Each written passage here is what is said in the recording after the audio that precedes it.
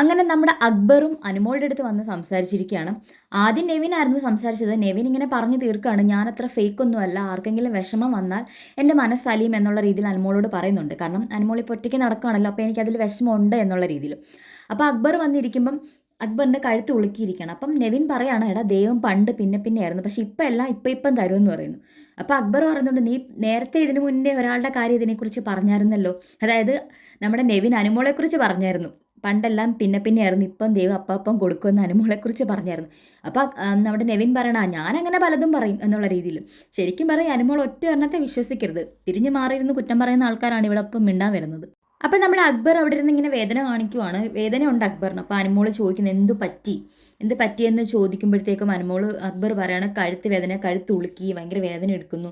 അപ്പോൾ അനുമോൾ ചോദിക്കുന്നു, ഇത് പണ്ട് അപ്പാനിക്ക് വന്ന പോലെയാണോ? അപ്പോൾ അക്ബർ പറയുന്നുണ്ട്, അതെ അപ്പാനിക്ക് വന്ന പോലെയാണ് എനിക്കിപ്പോൾ വന്നിരിക്കുന്നത്, നല്ല വേദനിക്കുന്നു എന്ന് പറയുന്നത്, 2 ദിവസം കഴിയും ഇതെടുത്ത് മാറാൻ എന്നൊക്കെ പറയുന്നുണ്ട്, സ്പ്രേ അടിച്ചിട്ടുണ്ടെന്നൊക്കെ പറയുന്നു.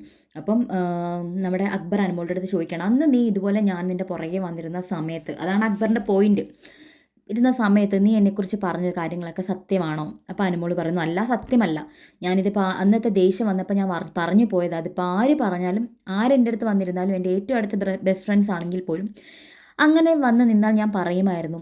അപ്പം അക്ബർ ചോദിക്കുന്നു, നിനക്ക് അതിൽ വിഷമമുണ്ടോ, നീ പറഞ്ഞതിൽ തെറ്റാന്ന് തോന്നിയിട്ടുണ്ടോ എന്ന് ചോദിച്ചപ്പം അനുമോൾ പറയണം, ആ തെറ്റാന്ന് തോന്നിയിട്ടുണ്ട്, ഞാൻ അതിന് സോറി പറഞ്ഞിട്ടുമുണ്ട്, നേരിട്ട് പറഞ്ഞിട്ടില്ലെങ്കിൽ അതിലോട് നൂറയോട് ഞാൻ ഇതിനെക്കുറിച്ച് ഡിസ്കസ് ചെയ്തിട്ടുണ്ടെന്നുള്ള രീതി പറയാണ്. അപ്പോൾ അക്ബറിന് വേണ്ടത് ഇതിനെക്കുറിച്ചുള്ളൊരു ക്ലാരിറ്റിയാണ് അനുമോളുടെ വായിൽ നിന്ന്. അത് അക്ബർ ഇങ്ങനെ കേട്ട് മനസ്സിലാക്കി എടുക്കുന്നുണ്ട്. ഇതെല്ലാം കണ്ടിട്ട് അകത്ത് രണ്ടുപേരിൽ കോഫി കുടിക്കുന്നുണ്ട്. കുരു പൊട്ടുകയാണ് അല്ലേ. എല്ലാവരും ചെന്ന് അനുമോളുടെ അടുത്ത് മിണ്ടുന്നു, അനുമോളുടെ അടുത്ത് ഇരിക്കുന്നു, അനുമോൾക്ക് പാല് കൊടുക്കുന്നു. എന്ത് ചെയ്യുമെന്നറിയാതെ അതിലാകപ്പാടെ കിടന്ന് ഉരുകുവാണ്. നൂറയ്ക്ക് അത്രയ്ക്ക് അങ്ങോട്ട് വിഷമമൊന്നുമില്ല, എന്ന് വരട്ടെ എന്നുള്ളൊരു ആറ്റിറ്റ്യൂഡാണ് നൂറയ്ക്ക്. അതിൽ ചോദിക്കുക, എന്താണ് ബേബി നമുക്ക് ഇവളുടെ കാര്യത്തിൽ നമ്മൾ പുറത്തു പോയി ഇവളോട് മിണ്ടുവോ?